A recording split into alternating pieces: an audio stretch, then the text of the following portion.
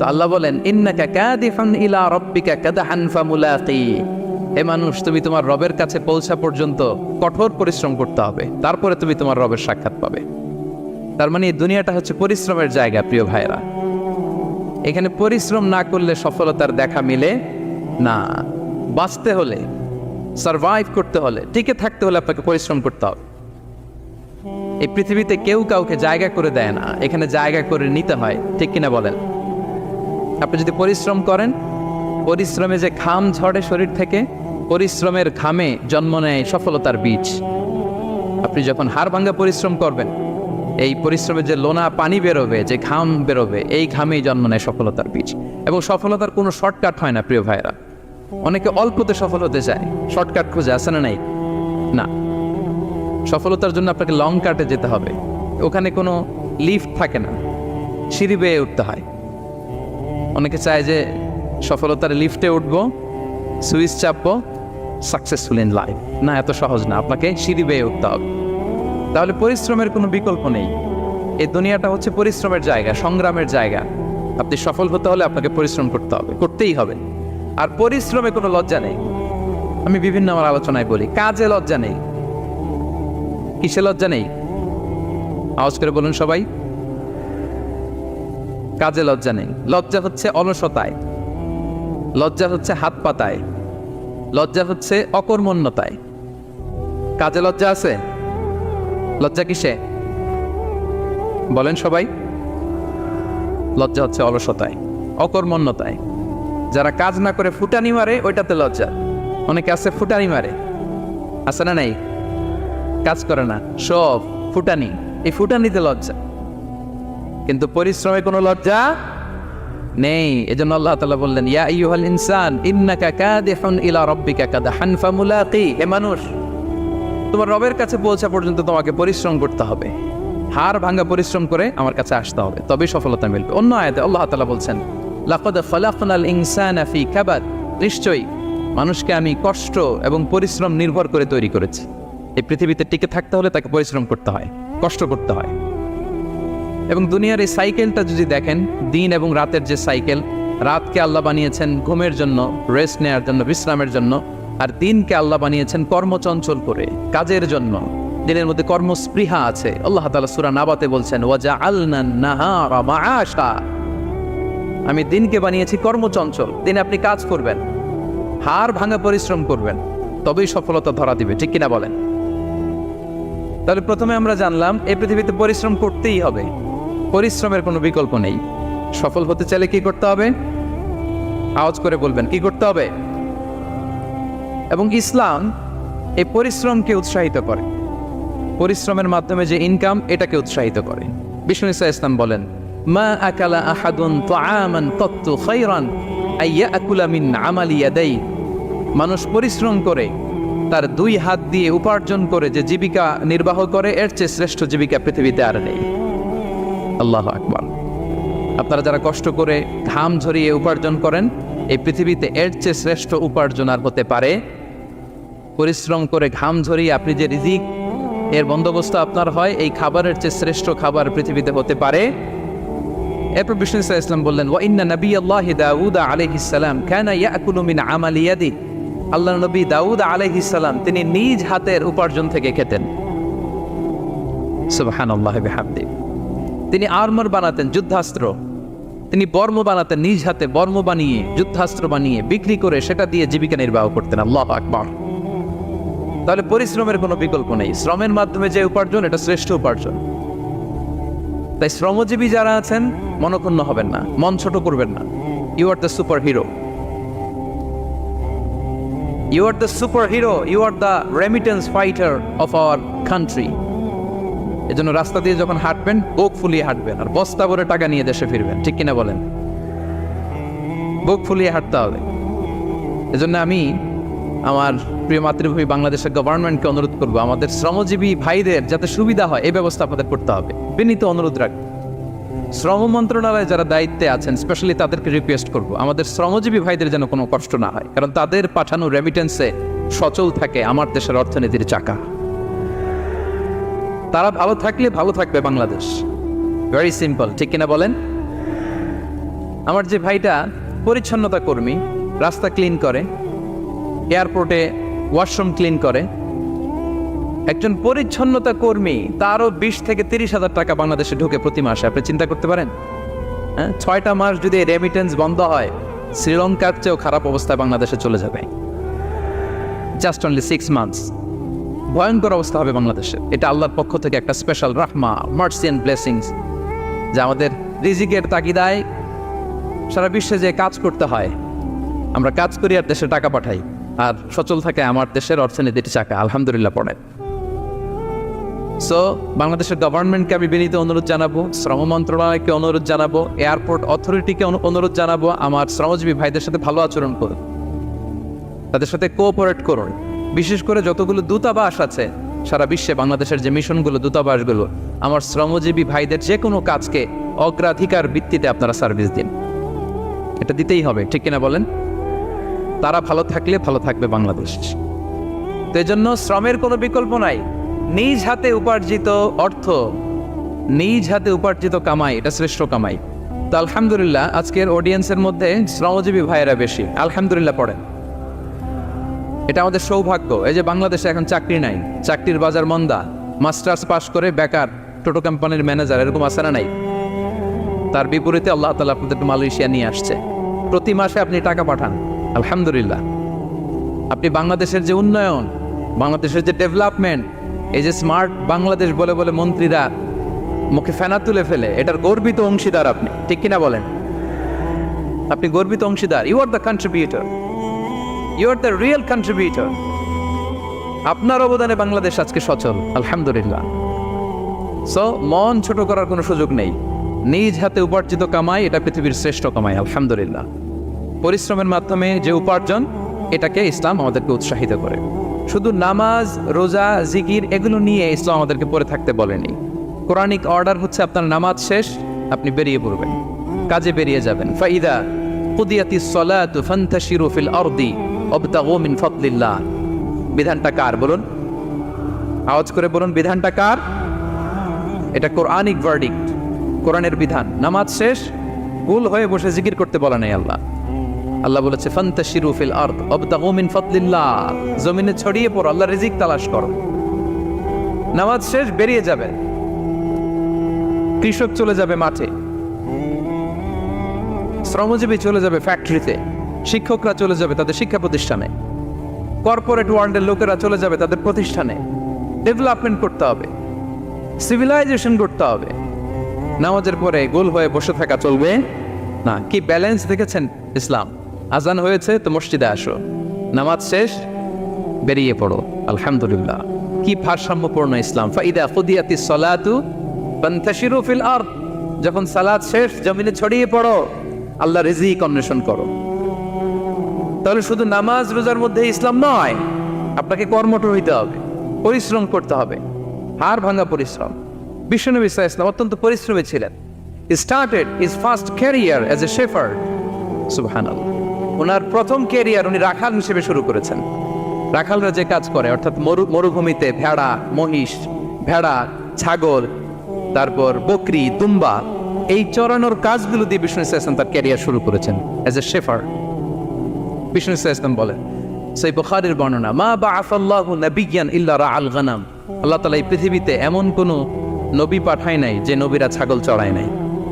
সুবহানাল্লাহ পড়বেন না?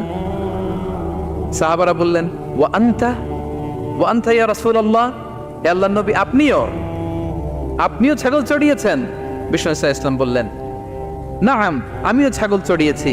ওয়া কুনতু আরআহা আলা কারারিত লি আহলি মক্কা। আমি অল্প কিছু মজুরির বিনিময়ে, অল্প কিছু টাকার বিনিময়ে, সামান্য কিছু পারিশ্রমিকের বিনিময়ে মক্কার লোকদের ছাগল চড়িয়ে দিতাম। সুবহানাল্লাহ পড়েন।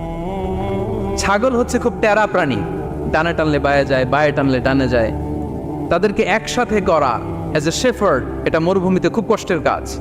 আল্লাহ তাআলা প্রত্যেক নবীকে দিয়ে ছাগল চড়িয়েছেন, যাতে করে কিছুদিন পরে নবীরা মানুষ চড়াতে পারে। সুবহানাল্লাহ।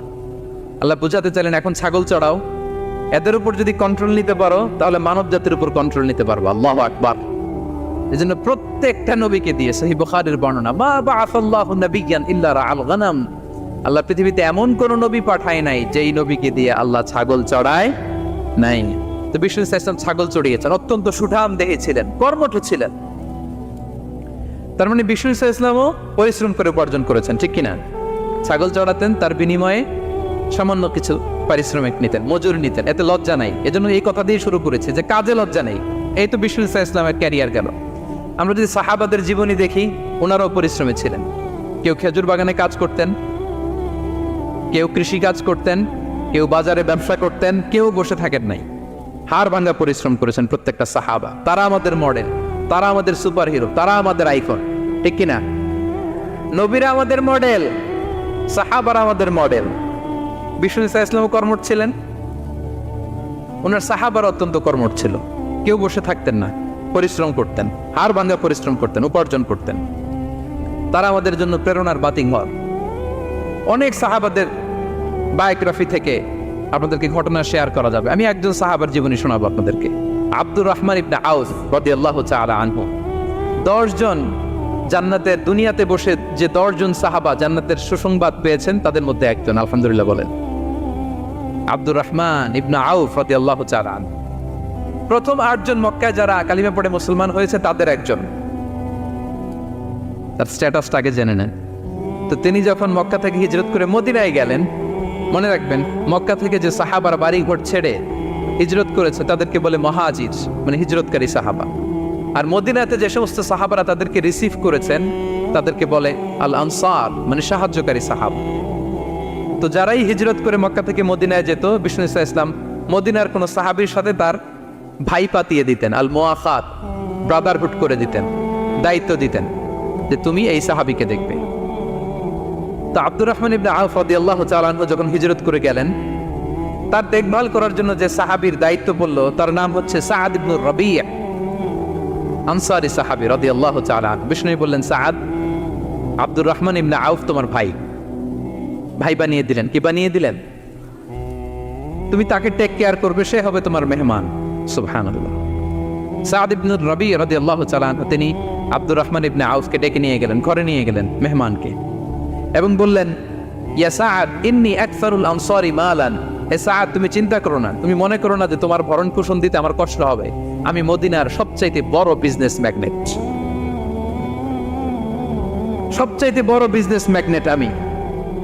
No tension, don't worry about it. Tension নিও না, আসো, তোমার জন্য আমার কি প্রপোজাল শোনো। ফাআকসিমু লাকা নিসফা মালি, আমার যত সম্পদ আছে আমি অর্ধেক তোমার দিয়ে দিব। সুবহানাল্লাহ, এত আসতে আপনার বাড়িতে কেউ মেহমান হলে করতে পারবেন এরকম? আল্লাহ, কেমন প্রেরণার বাতিঘর তারা। ফাআকসিমু নিসফা মালি, আব্দুর রহমান ইবনে আউফ, আমার অর্ধেক সম্পদ তোমারে দিয়ে দিব। এখানেই শেষ না, এরপর বলতে লাগলেন, আমার অনেকগুলো স্ত্রী আছে, তুমি কোথায় যে মেয়ে খুঁজবা, প্রস্তাব দিবা, এত ঝামেলার দরকার নেই। আমার কোন স্ত্রীকে তোমার ভালো লাগে বলো, তার যদি তোমাকে ভালো লাগে তাহলে প্রয়োজনে তাকে আমি ডিভোর্স দিয়ে দিব, তাকে নিয়ে তুমি সুখের সংসার করবা। আল্লাহু আকবার, আল্লাহু আকবার। অর্ধেক সম্পদ দিয়ে দিব, আমার একাধিক স্ত্রী আছে, কাউকে যদি তোমার পছন্দ হয় এবং সেও যদি তোমাকে পছন্দ করে, প্রয়োজনে তাকে ডিভোর্স দিব। New life, new career, just go on. আমরা এই সুযোগ পেলে কি করতাম? সাথে সাথে অর্ধেক সম্পদ নিয়ে নিতাম, ঠিক কিনা? আব্দুর রহমান ইবনে আউফ প্রেরণার বাতিঘর। উনি কি করলেন? উনি বললেন, লা হাজাতা লি ফি যালিক, আমার ভাই তুমি যে বলছো, এ সাআদ ইবনে রাবি, তুমি যে এত চমৎকার প্রপোজাল দিয়েছো, এতেই আমি খুশি। তোমার কোনো কিছুর আমার দরকার নাই। বারাকাল্লাহু লাকা ফি আহলিকা ওয়া মালিক, আল্লাহ তোমার সম্পদেও বরকত দেখ, আল্লাহ তোমার পরিবারেও বরকত দেখ। তবে একটা কষ্ট করতে হবে, সেটা কি? আব্দুর রহমান ইবনে আউফ বললেন, দুল্লানি ইলা সুক, just show me the way to market. মদিনার বাজারটা কোথায় এটা একটু দেখায় দাও। আমি নতুন মানুষ, পথঘাট চিনি না। দুল্লানি ইলা সুক, just show me the way to market of Medina. মদিনার বাজারটা কোন রাস্তা একটু দেখায় দাও। আল্লাহু আকবার। সাআদ ইবনে রাবি বললেন, এই তো মদিনার বাজার। উনি যে কিছু ঘি কিনলেন, পনির কিনলেন, কিনে বিক্রি করলেন, প্রফিট করলেন। ওই প্রফিট দিয়ে আরো বেশি করে কিনলেন, আবার বিক্রি করলেন, প্রফিট, আবার বিক্রি করলেন, প্রফিট। এই কেনা বেচা করতে করতে 1-2 মাসের মধ্যে উনি মদিনার one of the biggest business magnate হয়ে গেলেন।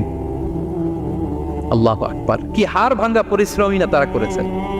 একেবারে রেডি ক্যারিয়ার ছিল। গেলাম, সবচেয়ে বড় বিজনেসম্যানের অর্ধেক সম্পত্তি পেয়ে গেলাম। He didn't accept the ready career. Rather, he made his own path with his own endeavor. নিজের চেষ্টায়, নিজের পরিশ্রমে, নিজের ঘাম ঝরিয়ে নিজের ক্যারিয়ার তৈরি করেছেন। চিল্লায় বলেন ঠিক কিনা? This is the biography of Abdul Rahman ibn Auf radiyallahu ta'ala anhu. সাহাবারা কতটা পরিশ্রম করেছেন, তার মানে বিশ্বনবী পরিশ্রমী ছিলেন, সাহাবারা পরিশ্রমী ছিলেন। এবং বিষ্ণু ইসা ইসলাম পরিশ্রম করতে বলতেন সবাইকে, হাত পাততে নিষেধ করতেন, কারণ দারিদ্রতা বড্ড ভয়ঙ্কর। দারিদ্রতা যার আসে সে বোঝে। বাংলা একটা কথা আছে, অভাব যখন দরজায় এসে দাঁড়ায়, ভালোবাসা তখন। হ্যাঁ, সবার মুখস্থ দেখছেন? অভাব যখন দরজায় এসে দাঁড়ায়, ভালোবাসা তখন জানলা দিয়ে পালায়। দারিদ্রতা ঈমান কেড়ে নেয়। আপনি পার্বত্য চট্টগ্রামের অবস্থা জানেন? আমাদের বাংলাদেশের পাহাড়ি এলাকার অবস্থা জানেন? ওখানে আমাদের গরিব মুসলিম ভাইদেরকে সামান্য কিছু টাকা পয়সা দিয়ে ওদেরকে খ্রিস্টান বানিয়ে ফেলতেছে মিশনারিগুলো। এই খবর তো আমরা রাখি না। দারিদ্রতা বড্ড ভয়ঙ্কর। এজন্য বিষ্ণু ইসলাম দারিদ্রতা থেকে আল্লাহর কাছে পানাহ চাইতেন। তিনি বলতেন, আল্লাহুম্মা ইন্নী আউযু বিকা মিনাল ফাকরি ওয়াল কিল্লাতি ওয়াদ-দিল্লা। ও আল্লাহ, I seek refuge with you from poverty, from insufficiency and humiliation. ও আল্লাহ, আমি তোমার কাছে দারিদ্রতা থেকে পানাহ চাই। ও আল্লাহ, আমি তোমার কাছে স্বল্পতা থেকে পানাহ চাই। ও আল্লাহ, আমি তোমার কাছে লাঞ্ছনা থেকে পানাহ চাই। পড়েন আমিন। এই দোয়াটা বেশি বেশি পড়বেন। আল্লাহুম্মা ইন্নী আউযু বিকা মিনাল ফাকরি ওয়াল কিল্লাতি ওয়াদ-দিল্লা। হে আল্লাহ, আমি দারিদ্রতা থেকে পানাহ চাই। আল্লাহ, স্বল্পতা থেকে পানাহ চাই। আল্লাহ, লাঞ্ছনা থেকে পানাহ চাই। সবাই পড়ুন আমিন। বিষ্ণু ইসলাম যে দোয়াগুলো শিখিয়েছেন এগুলো হচ্ছে very precise in wording but comprehensive in meaning. শব্দে খুব ছোট, কিন্তু অর্থ মানুষের হৃদয়ে এটার আবেদন অনেক ব্যাপক, অনেক বেশি। আপনি সারাদিন মিলিয়েও দোয়ার মধ্যে এত সুন্দর প্রার্থনা বাক্য তৈরি করতে পারবেন না, কিন্তু বিষ্ণু ইসলাম এক বাক্যে যেটা চেয়েছেন গোটা দুনিয়াটা এর ভেতরে ঢুকে গিয়েছে। আল্লাহুম্মা ইন্নী আউযু বিকা মিনাল ফাকরি ওয়াল কিল্লাতি ওয়াদ-দিল্লা। আল্লাহ, দারিদ্রতা থেকে পানাহ চাই। বিষ্ণু ইসলাম নিজে স্বয়ং দারিদ্রতা থেকে পানাহ চাইতেন। তাহলে দারিদ্রতার সাথে আমাদের কোনো সম্পর্ক? আমরা পরিশ্রম করব, আমরা কাজ করে খাবো, কাজে কোনো লজ্জা নেই, লজ্জা অলসতায়। চিল্লায় বলেন ঠিক কিনা? এবং বিষ্ণু ইসলামের কাছে কেউ যদি হাত পাততো, যদি দেখতেন তার কাজ করার যোগ্যতা আছে, বিষ্ণু ইসলাম ভিক্ষা দিতেন না, কাজে উৎসাহিত করতেন, ভিক্ষাবৃত্তিকে অনুৎসাহিত করতেন। এক যুবক এসে হাত পাতালো, বিষ্ণু ইসলাম আমার কিছু দেন। নয় বললেন, তুমি তো শক্ত সামর্থ্য মানুষ, বাসায় কি আছে বলো? সে বলে, আমার বাড়িতে একটা পানি খাওয়ার জগ আছে আর একটা চাদর আছে। বিষ্ণু ইসলাম বললেন, নিয়ে আস। সে নিয়ে আস। এবার বিষ্ণু ইসলাম চাদর আর জগ দুইটা নিয়ে সাহাবাদেরকে বললেন, মাইয়াশতারি হাযাইন, কে কিনবে? অকশন চিনেন? অকশন, অকশনে কি করে? নিলামে দাম তোলে না? রাসূল সাল্লাল্লাহু আলাইহি ওয়াসাল্লাম তার চাদর আর জগটা নিলামে তুললেন। এই কে কিনবে? মাইয়াশতারি হাযাইন, মাইয়াশতারি হাযাইন। একজন বলল, ফাকালা রাজুল আনা আখিযুহুমা বিদিরহাম, ইয়া রাসূলুল্লাহ, আমি 1 দিরহামে কিনবো। কয় দিরহাম? বিষ্ণু বললেন, 1 দিরহাম, 1 দিরহাম, 1 দিরহাম। মানে এর চেয়ে কেউ বাড়াবে কিনা? মাইয়াজিদু আলা যালিক, এর চেয়ে বাড়ায় দিবা কে? আরেক সাহাবী বলল, ইয়া রাসূলুল্লাহ, আমি 2 দিরহামে কিনবো। 2 দিরহাম, 2 দিরহাম, 2 দিরহাম, আর বাড়ে না। বিষ্ণু ইসলাম তার কাছে 2 দিরহাম দিয়ে বিক্রি করে দিলেন। 2 দিরহাম নিয়ে যুবককে বললেন, নাও, 1 দিরহাম দিয়ে কিছু খাবার কিনে তোমার ফ্যামিলিকে দিয়ে আস, আরেক দিরহাম দিয়ে একটা কুঠার কিনে নিয়ে আস। তো যুবক কুঠার কিনে আনলো। ফাওয়াদা লাহু আর-রাসূল সাল্লাল্লাহু আলাইহি ওয়াসাল্লাম ইয়াদান, রাসূল সাল্লাল্লাহু আলাইহি ওয়াসাল্লাম নিজ হাতে ওই কুঠারের একটা হাতল লাগাই দিলেন কাঠের। শুধু কুঠার দিয়ে তো হবে না, একটা হাতল থাকতে হবে না? বিষ্ণু সাল্লাল্লাহু আলাইহি ওয়াসাল্লাম ওনার মোবারক হাতে, বরকতময় হাতে ওই কুঠারে একটা হাতল লাগাই দিলেন। এবার বললেন, যাও, 1 দিরহাম দিয়ে কুঠার, আরেক দিরহাম দিয়ে খাবার কিনে আনো। এই কুঠার দিয়ে জঙ্গলে যে কাঠ কেটে লাকড়ি বেচে জীবিকা নির্বাহ করো। সামনের 15 দিন আমার সামনে যেন তোমার ঘুরঘুর করতে না দেখি। এ বেচারা গেল, 1 দিরহাম দিয়ে ফ্যামিলিতে খাবার দিল, আর লাকড়ি নিয়ে কাঠ কাটতে না কাটতে কয়েকদিনের ব্যবধানে ও 10 দিরহাম কামাই ফেলছে। আস্তে আস্তে আস্তে আস্তে সে স্বাবলম্বী হয়ে গেল। এরপর একবার বিষ্ণু ইসলামের কাছে আসছে। বিষ্ণু ইসলাম তারে বলে, মানুষের কাছে হাত পাতার চেয়ে, দুয়ারে দুয়ারে ভিক্ষা করার চেয়ে তোমার মতো এরকম কাঠ কেটে, জঙ্গলে কাঠ কেটে বাজারে বিক্রি করা অনেক ভালো। আল্লাহু আকবার। এই হচ্ছে বিষ্ণু ইসলামের ক্যারেক্টারিস্টিক্স। তিনি ভিক্ষাবৃত্তিকে অনুৎসাহিত করতেন। এই যে গল্পটা, what is the moral of the story? কি শিখলাম? 1 নম্বর যেটা শিখলাম, তিনি কাজ করে খেতে উৎসাহিত করেছেন। চাইলেই বিষ্ণু ইসলাম ওই দুইটা জিনিস বিক্রি করে 2 দিরহাম দিয়ে বলতে পারতেন যাও 2 দিরহাম দিয়ে খাবার কেনো, ওই বেলা খেয়ে রাতের বেলা আরেক দুয়ারে যে ভিক্ষা করতো, ঠিক কিনা বলেন? কথা বুঝতেছেন? 2 দিরহাম দিয়ে যদি খাবার কিনতো তো দুপুরে খেয়ে রাতে কি করতো? আবার হাত পাততো। সেটা করে নাই, কাজ করে খেতে উৎসাহিত করেছেন এবং স্থায়ী সমাধান করে দিয়েছেন। কারণ কাজই, কাজে কোনো ছোট বড় নাই। আছে? কাজে কোনো ছোট বড় আছে না। তাহলে ইসলাম আমাদেরকে পরিশ্রমী হতে শেখায়, কর্মমুখী হতে শেখায়। ইসলাম কতটা কর্মমুখী ধর্ম দেখেন। বিষ্ণু ইসলাম বলেন, ইন কামাতিস সাআ ওয়া ফি ইয়াদি আহাদিকুম ফাসিলা। কেউ যদি দেখে কিয়ামত হয়ে যাচ্ছে, কি হয়ে যাচ্ছে? সবাই বলুন। কেউ যদি দেখে কিয়ামত হয়ে যাচ্ছে আর তার হাতে একটা চারা বীজ আছে, গাছের চারা। কি আছে? গাছের চারা। সে গাছের চারা রোপণ করতে গেছিল, ওদিকে যায় দেখে কিয়ামত শুরু হয়ে গেছে। বিষ্ণু নবী বলেন, ফাইন ইসতাতাআ আন লা তাকুমা হাত্তা ইয়াগরিসাহা ফালইয়াগরিসহা। সে যদি পারে কিয়ামত হওয়ার আগেই ওটা রোপণ করে দিতে, সেজন্য তাড়াতাড়ি করে রোপণ করে দেয়। আল্লাহু আকবার। ইসলাম কতটা কর্মমুখী ধর্ম। কিয়ামত শুরু হয়েছে, বিষ্ণু বলেন তার উপর কিয়ামত আসার আগে সে যদি চান্স পায় চারা বীজটা যেন রোপণ করে দেয়। আর আমরা এখন আখিরুজ্জামান, দাজ্জাল আসবে, কিয়ামত হয়ে যাবে, 2025 সালেই হবে, এগুলো বলে কাজকর্ম সব বন্ধ করে দিচ্ছে। এরকম ডাকাইতে আছে না নাই? হ্যাঁ বলেন, আছে না নাই? তা আখিরুজ্জামান কি আপনারা এটা শিখায়, এই লেসন শিখায়? আখিরুজ্জামান আসবে, দাজ্জাল আসবে, তো আপনার সমস্যা কি? দাজ্জাল আসবে দেখেই তো আপনাকে বিজনেস করে এমন টাকা কামাইতে হবে যাতে করে দাজ্জাল আসলে আমি আমার অর্থ দিয়ে মুজাহিদিন ভাইদেরকে সহায়তা করতে পারি। দাজ্জাল আসবে তো আপনার প্রবলেম কি? আপনার বডি বিল্ডিং করতে হবে, আপনার ফ্যামিলিকে তারবিয়া দিতে হবে, আপনার সোসাইটিকে সমৃদ্ধ করতে হবে, আপনাকে সভ্যতার কারিগর হইতে হবে। আপনার সব কাজ আপনি আরো বাড়াই দিবেন দাজ্জালের প্রশ্ন আসলে। এখন দাজ্জাল আসবে, 25 সালেই আসবে, 26 সালেই কিয়ামত হবে। কি হবে ক্যারিয়ার দিয়ে? আর কি হবে ব্যবসা করে? এরকম আছে না নাই? এরকম করা যাবে? বিশ্বনবী কি বললেন? কিয়ামত হইতেছে, তুমি দেখতেছো চাক্ষুষ বিলা আয়ান, দেখতেছো কিয়ামত হইতেছে, আর তুমি গাছ লাগাইতে গেছিলা। যদি সুযোগ হয় কিয়ামত হওয়ার আগে আগে কি করো? গাছ লাগাও। সুবহানাল্লাহ পড়বেন না? প্রিয় ভাইয়েরা, আমরা যেন পরিশ্রমী হই, আমরা যেন কর্মঠ হই, আমরা যেন অলস না হই। বিষ্ণু ইসলাম অলসতা থেকে আল্লাহর কাছে পানা চাইতেন। আল্লাহ আমাদেরকে বোঝার তৌফিক দান করুক, আমরা পড়ি আমিন। আল্লাহ নবী সাল্লাল্লাহু আলাইহি ওয়াসাল্লাম শুধু পরিশ্রম করতে বলেছেন এমন নয়, তিনি পরিশ্রমীদেরকে পছন্দ করতেন। এক সাহাবীর সাথে তিনি মুসাফা করলেন, দেখলেন হাতটা বড্ড খসখসে, তিনি শ্রমজীবী সাহাবী। এটা যখন তিনি শুনতে পেলেন, তিনি পরম মমতায় আলতো করে ওই শ্রমিক সাহাবীর হাতে তিনি চুমো খেলেন। আল্লাহু আকবার। এবং ওনার আন্ডারে যারা কাজ করত তাদের সাথে বিষ্ণু ইসলামের যে আচরণ, ওনার যে শ্রমিক, ওনার যে খাদেম, তাদের সাথে বিষ্ণু ইসলামের যে ডিলিং শুনলে আপনি অবাক হয়ে যাবেন। আপনি কারো ব্যাপারে যদি রিয়েল ইনফরমেশন চান, আপনি কয়েকটা জায়গায় নক করতে হবে। 1 নম্বর, ধরেন যে একজন বড় সাহেব, তার আসল তথ্য যদি চান তার বউকে জিজ্ঞেস করেন। কারা জিজ্ঞেস করবেন? ওয়াইফকে জিজ্ঞেস করবেন, স্ত্রীকে, আসল তথ্য পাবেন। 2 নম্বর, তার বাড়ির দারোয়ানকে জিজ্ঞেস করবেন। কাকে? 3 নম্বর, তার ঘরের কাজের বুয়া, সব জানে উনি, ওই কাজের বুয়া থেকে রিপোর্ট নেবেন, ঘরে যে কাজ করে। 4 নম্বর, তার ড্রাইভার, দারোয়ান, কাজের বুয়া, ওয়াইফ, এদের কাছ থেকে যদি আপনি জিজ্ঞেস করেন, ফলের বিড়াল বেরিয়ে আসবে। ঠিক কিনা বলেন? তা আসেন বিষ্ণু ইসলামের যে খাদেম, কর্মচারী, তারা একটু জিজ্ঞেস করে বিষ্ণু ইসলামের আচরণ কেমন ছিল। বিষ্ণু ইসলামের খাদেমের নাম হচ্ছে আনাস রাদিয়াল্লাহু আনহু। আলহামদুলিল্লাহ, খাদিমুর রাসূলিল্লাহ, বিষ্ণু ইসলামের খাদেম। আসেন ওনাকে জিজ্ঞেস করি যে বিষ্ণু ইসলামের আচরণ কেমন ছিল। আনাস রাদিয়াল্লাহু তাআলা আনহু বলেন, খাদিমতুন নবিয়্যা 10 সিনিন, আমি বিষ্ণু ইসলামের 10 বছর খেদমত করেছি। 1-2 বছর না, 10 বছর বিষ্ণু ইসলামের খেদমতে আমি নিয়োজিত ছিলাম।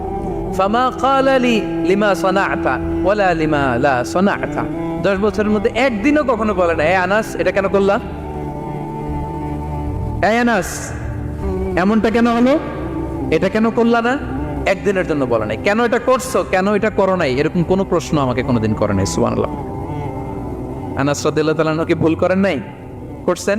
ছোট মানুষ তো, একেবারে ছোট বাচ্চা ছিলেন। ওনার আম্মা যখন আনাস রাদিয়াল্লাহু তাআলাকে নিয়ে আসছে, বিষ্ণু ইসলাম মক্কা থেকে হিজরত করে মদিনায় আসলেন, সবাই বিশ্বনবীকে ঘিরে ধরলো। সবাই বিশ্বনবীকে সালাম দেয়, মুসাফা করে, হাদিয়া দেয়। আনাসের মা চোখের পানি ছাড়ে, বিশ্বনবীর কাছে লজ্জায় এসে বলে, ইয়া রাসূলুল্লাহ, সবাই আপনাকে উপহার দেয়, সবাই আপনাকে হাদিয়া দেয়, আমি আপনারে কি হাদিয়া দেব? হাদিয়া দেওয়ার মতো কিছু নাই আমার এই কলিজার টুকরা আনাস ছাড়া। আমি আনাসকেই আপনারে হাদিয়া দিয়ে দিলাম। ইয়াখদুমুকা ইয়া রাসূলুল্লাহ, এ নবী, আনাস আপনার খেদমত করবে, আপনার ওযুর পানি এনে দিবে, আপনার মেসওয়াকটা এনে দিবে, আপনার জুব্বাটা এনে দিবে। আমি আমার কলিজার টুকরা, আমার নাড় ছেঁড়া ধন আনাসকেই আপনারে উপহার দিয়ে দিলাম। আনাস রাদিয়াল্লাহু তাআলা বিষ্ণু ইসলামের সাথে থাকতেন, ওযুর পানি এনে দিতেন, জামা এনে দিতেন। বিষ্ণু বললেন, আনাস, আমার ওই জুব্বাটা নিয়ে আসো। ছোট্ট আনাস জুব্বা আনতে যে মদিনার বাচ্চারা খেলতেছে, আমাদের দেশে যে খেলে, কুতকুত খেলে, চারা খেলে, এইটা খেলে, সেইটা খেলে, ওই খেলাধুলা দেখে নবীর জামা আনার কথা উনি ভুলে গেলেন। বাচ্চাদের সাথে দাঁড়িয়ে খেলা দেখতে আরম্ভ করলেন। এখন সময় গড়িয়ে অনেক হয়ে গেল, আনাসও আসে না, জুব্বাও আসে না। ঘটনা কি? বিষ্ণু ইসলাম বললেন, যাই, নিজের জামা নিজে নিয়ে আসি। তো বের হলেন, যে দেখে সর্বনাশ, আনাসকে পাঠাইছি জুব্বা আনতে, আনাস দেখি এদিকে খেলার মধ্যে মগ্ন হয়ে আছে। বিষ্ণু ইসলাম কিছুই বললেন না, চুপ করে যে উনিও আনাসের পিছনে এভাবে দাঁড়িয়ে রইলেন, কিছুই বলে না। তো আনাস খেলা একবার এদিকে দেখে, একবার ওদিকে দেখে, একবার এদিকে ঘুরতে ঘুরতে হঠাৎ দেখে পিছনে কে? স্বয়ং বিশ্বনবী। আল্লাহ, বিশ্বনবীর দেখে তো আনাস রাদিয়াল্লাহু তাআলার কলিজাটা এখানে চলে আসছে ভয়। হায় হায়, আজকে খবর আছে। হায় হায়, আমার না জুব্বা আনতে বলছিল, আমি কি কাজ করলাম? ভয়ে আটকে উঠছে। বিষ্ণু ইসলাম ধমক দেয় নাই, পেট্টি দেয় নাই, কিছু করে নাই, শুধু একটা মুচকি হাসি দিয়েছে। আনাস রাদিয়াল্লাহু তাআলা আনহু বলে, বিশ্বনবীর সেই দিনের মুচকি হাসির শাসন মৃত্যুর আগ পর্যন্ত আমাকে সোজা রাস্তায় রেখেছে, আর ডানে বায়ে করি নাই কোনোদিন। তার মানে শাসন করতে জানলে বেত মারা লাগে না, শাসন করতে জানলে গায়ে হাত তোলা লাগে না, শাসন করতে জানলে মুচকি হাসি দিয়েও শাসন করা যায়, ঠিক কিনা বলেন? বিশ্বনবীর মুচকি হাসির শাসন আনাস রাদিয়াল্লাহু তাআলা আনহুকে আজীবন সোজা রাস্তা রেখেছে। তাহলে শ্রমজীবীদেরকে বিষ্ণু ইসলাম কতটা সম্মান করতেন, শ্রদ্ধা করতেন, ভালোবাসতেন, বুঝতে পারছেন সবাই? প্রিয় ভাইয়েরা, লেবার রাইটস ইন ইসলাম, ইসলামের শ্রমিকের অধিকার।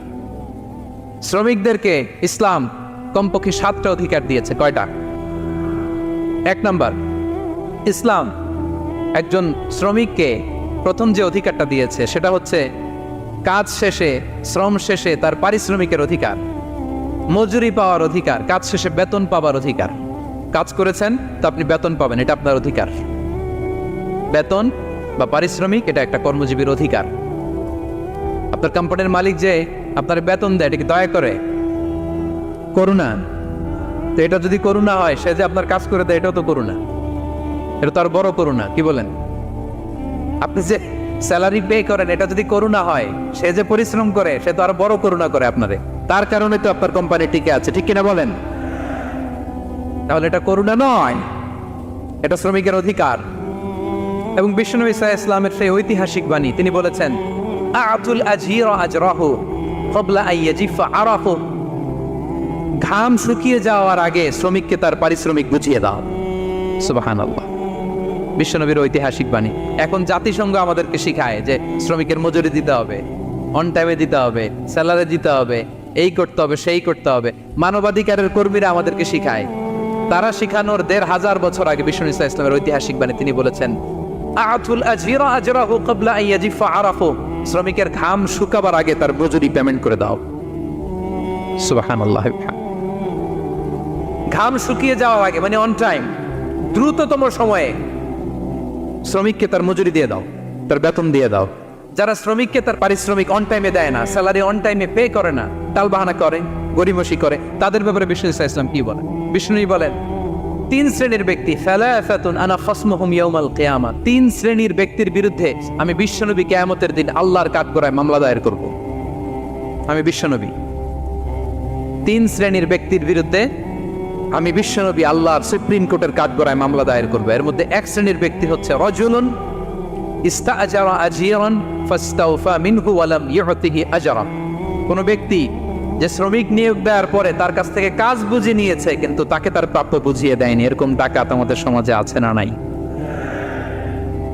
কাজ ঠিকই বুঝে নিচ্ছে কিন্তু তার প্রাপ্যটা বুঝিয়ে দেয়।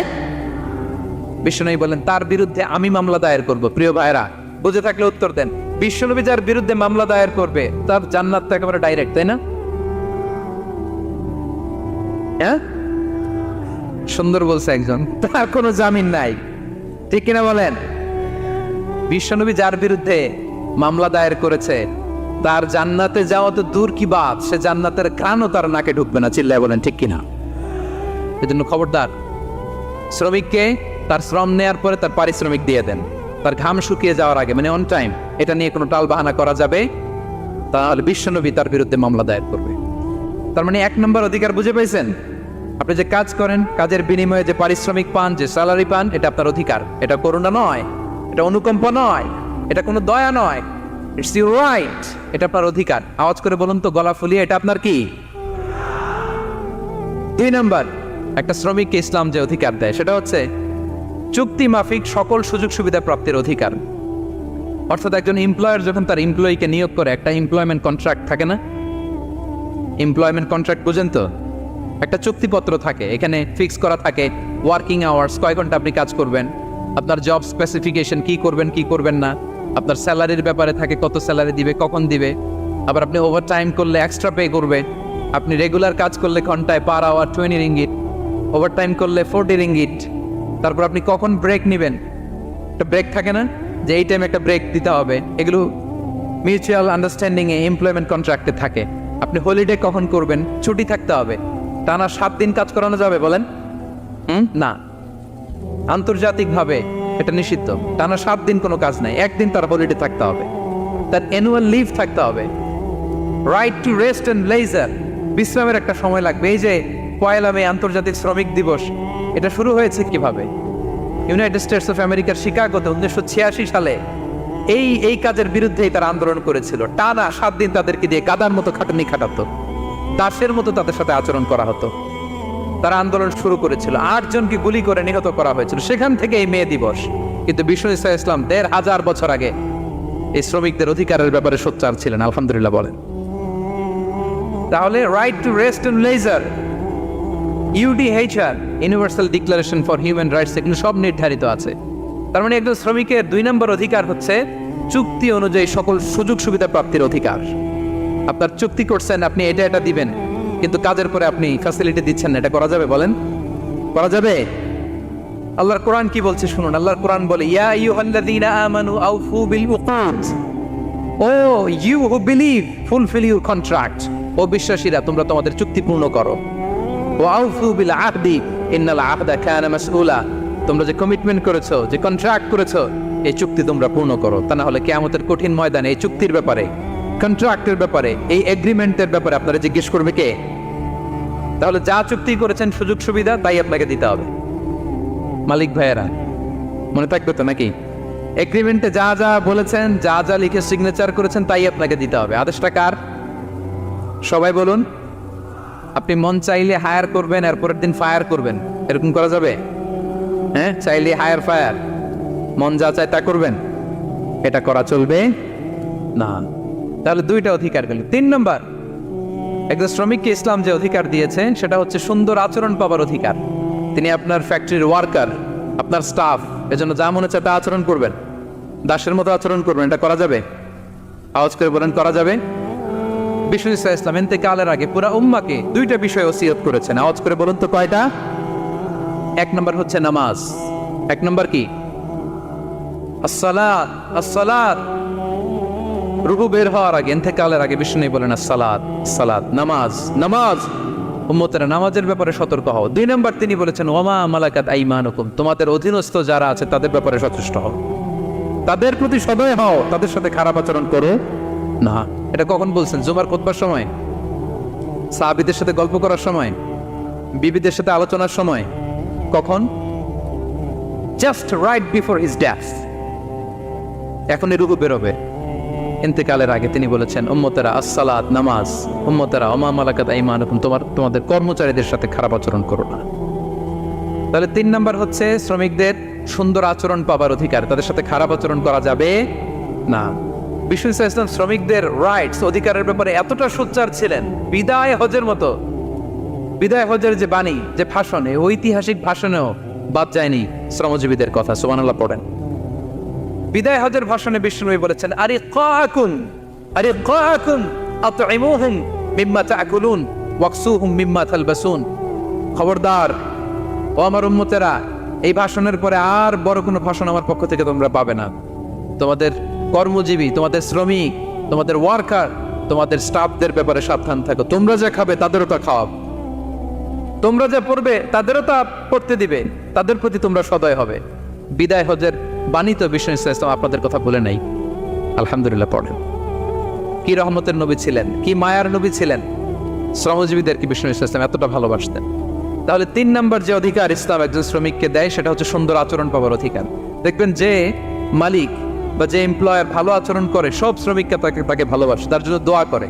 আপনি মালিক হয়ে অসুস্থ, দেখবেন আপনার ওয়ার্কারগুলো জায়নামাজ বিছিয়ে সেজদায় পড়ে আপনার জন্য কাঁদে, এরকম আছে না নাই? মালিক হলে তো এরকম মালিক হইতে হবে, এমপ্লয়ার হলে তো এরকম হওয়া চাই, ঠিক কিনা বলেন? তাহলে আমরা শ্রমজীবীদের সাথে ভালো আচরণ করব, পারা যাবে তো ইনশাআল্লাহ? ইনশাআল্লাহ। 4 নাম্বার, কর্মক্ষেত্রে নিরাপত্তার অধিকার। শ্রমজীবী ভাইদের যে ওয়ার্ক প্লেস আছে সেখানে তাদের নিরাপত্তা থাকতে হবে, সেফটি মেজারমেন্ট থাকতে হবে। অনেক জায়গায় দেখি আয়রন ফ্যাক্টরিগুলোতে যারা কাজ করে, আল্লাহু আকবার, আপনারা ভিডিও ক্লিপসে দেখবেন যে কি ভয়ঙ্কর সেখানকার অবস্থা। ডিহাইড্রেশনে এক একজন অসুস্থ হয়ে যায়, সেখানে তাদের পর্যাপ্ত পানির ব্যবস্থা নাই, এটা নাই সেটা নাই। এমন এমন ফ্যাক্টরিতে আমাদের অনেক ভাইরা কাজ করে, কেমিক্যাল ফ্যাক্টরি, মাস্কও নাই। এরকম ডাকাইত আছে না নাই? কেমিক্যাল ফ্যাক্টরিতে যারা কাজ করবে এদেরকে মাস্ক দিতে হবে, এদেরকে হ্যান্ড গ্লাভস দিতে হবে। নির্মাণ শ্রমিক যারা আছে তাদেরকে হেলমেট দিতে হবে। প্রত্যেকটা ফ্যাক্টরিতে ফায়ার এক্সটিংগুইশার লাগবে, আগুন লাগলে অগ্নি নির্বাপক যে যন্ত্র, এগুলোর দরকার আছে না নাই বলেন? গাদার মতো ঢোকার জায়গা নাই, বেরোয়ার জায়গা নাই, সেফ এন্ট্রি নাই, সেফ এক্সিট নাই। হাজার হাজার মানুষ কাজ করে, আগুন লাগলে সব পুরো ছাই। এরকম হয় না? প্রিয় ভাইরা বলেন, আওয়াজ করে বলেন, হয় না এরকম? অহরহ আমরা দেখি বাংলাদেশে অগ্নি নির্বাপক যন্ত্র নাই, না, এটা করা যাবে না। আগুন লাগলে কিভাবে আপনি আগুন নেভাবেন, কিভাবে তাদের সেফটি সিকিউরিটি এনশিওর করবেন, এগুলো সব আগে থেকে নির্ধারণ থাকতে হবে। তাহলে 4 নাম্বার হচ্ছে নিরাপত্তা অ্যাজ এ এমপ্লয়ার, এটা আপনাকে এনশিওর করতে হবে। 5 নাম্বারে সাধ্যের বাইরে কোনো কাজে বাধ্য না করার অধিকার। সাধ্যের বাইরে কিছু আপনি তার উপর চাপিয়ে দিতে পারবেন, এমন হেভি ওয়ার্কলোড দিতে পারবেন না যেটা তার শরীরে কুলায় না। এরকম ডাকাইতে আসছে যে পারে না, তারপরে তার উপর কাজ চাপিয়ে দেয়, আছে না নাই? বলেন বলেন। ওয়ার্কারের স্বাস্থ্যহানি হয়, অঙ্গহানি হয়, এবং এমন ছোট ছোট বাচ্চাদের দিয়ে কাজ করায়, শিশু শ্রম, এটা তো আইনত দণ্ডনীয় অপরাধ, এটা করা যাবে না। এগ্রিমেন্টে, চুক্তিতে আপনি যা করাবেন, যেভাবে করাবেন, যা চান সার্ভিস, ওইটাই করাইতে হবে। এবং আল্লাহর বিধান এটা, লা ইউকাল্লিফুল্লাহু নাফসান ইল্লা উসআহা, আল্লাহ সাধ্যের বাইরে বান্দার উপরও কোনো কিছু চাপিয়ে দেয় না। এটা samely applicable to the worker. Bishnu Islam বলেন, ওয়ালা ইউকাল্লাফু মিনাল আমালি ইল্লা মা ইউতিক, সাধ্যের বাইরে কোনো ওয়ার্কারকে অতিরিক্ত কোনো কাজ চাপিয়ে দেয়া যাবে না। ফাইন কাল্লাফাহু, যদি তাকে সাধ্যের বাইরে কোনো কাজ চাপিয়ে দিতে হয়, মা ইয়াগলিবুহু, যেটা তার জন্য কষ্ট হয়ে যায়, ফাল ইউইনহু আলাই, এই কাজে তাকে সাহায্য করতে হবে। মালিক হয়ে আপনার হাত লাগাতে হবে, অথবা এক্সট্রা ম্যান পাওয়ার নিতে হবে, ওয়ার্ক ফোর্স নিতে হবে। সুবহানাল্লাহ পড়েন। বিশ্বনবী মনে হচ্ছে যেন বর্তমান যে এই যে হাজার হাজার ফ্যাক্টরি, এই কলকারখানা, এই ওয়ার্কারদের দুর্দশাগুলো দেখে দেখে পয়েন্টে পয়েন্টে ধরে ধরে কথা বলেছেন। আল্লাহু আকবার। যদি সাধ্যের বাইরে কিছু চাপিয়ে দিতে হয় তাহলে তাকে সহায়তা করতে হবে। 5 নাম্বার শ্রমিকের অধিকার হচ্ছে সাধ্যের বাইরে কোনো কাজে বাধ্য না করার অধিকার। আপনি বাধ্য করতে পারবেন না। কটা গেল? 5টা। মাশাআল্লাহ, খুব মনোযোগী শ্রোতা। 6 নম্বরে শ্রমিকের উপর আল্লাহ যা যা ফরজ করেছেন তা আদায়ের অধিকার দিতে হবে আপনাকে। সালাতের সময় হলে তাকে নামাজ পড়তে দিতে হবে। নন মুসলিম হলে এটা ভিন্ন ইস্যু, তখন আপনি চেষ্টা করবেন একটা মুসলিম কোম্পানিতে যাওয়ার, মুসলিম মালিকের আন্ডারে যাওয়ার, অথবা তাদেরকে সবাই মিলে অ্যাপ্লিকেশন করে বুঝাবেন যে সামান্য ফরজ নামাজটুকু পড়ার অনুমতি, পারমিশন আমরা চাই। কিন্তু কোনো মুসলিম এমপ্লয়ার নামাজের জন্য বাধা দিতে পারবে না। রমজান মাসে রোজা রাখা শ্রমিকের জন্য ফরজ না, অনুমতি দিতে হবে। নারী কর্মীদেরকে, যারা নারী কর্মী আছে তাদেরকে পর্দার অনুমতি দিতে হবে, হিজাবের অনুমতি দিতে হবে। মালিক তো দূরের কথা, আমাদের বাংলাদেশে অনেক বিশ্ববিদ্যালয়ের শিক্ষকরাই অনুমতি দেয় না। এরকম ডাকাত শিক্ষক আছে না নাই? এরকম জালেম বাংলাদেশে আছে না নাই? ঢাকা বিশ্ববিদ্যালয় চিন্তা করা যায়, মুসলিমদের টাকা দিয়ে যে বিশ্ববিদ্যালয়, ওখানে আমার বোনেরা পর্দা করে যেতে পারে না, আমার মুসলিম বোনেরা হিজাব পড়তে পারে না, নেকাব পড়তে পারে না। এই অধিকার কি শিক্ষককে দেওয়া হয়েছে? কথা বলেন না, never. You never can do that. একটা রেগুলার ড্রেস কোড থাকবে, এটা সবাই মানবে। এটার উপরে দিয়ে সে চাদর পরবে না ওড়না পরবে না হেজাব পরবে না ব্লেজার পরবে, এটা নিয়ে নাক গলানোর ক্ষমতা কোনো শিক্ষকের নাই। চিল্লায় বলেন ঠিক কিনা? তাহলে আপনার কর্মস্থলে মুসলিম নারীরা যদি কাজ করে, নারী কর্মীদের জন্য পর্দার ব্যবস্থা করতে হবে, ঠিক কিনা বলেন?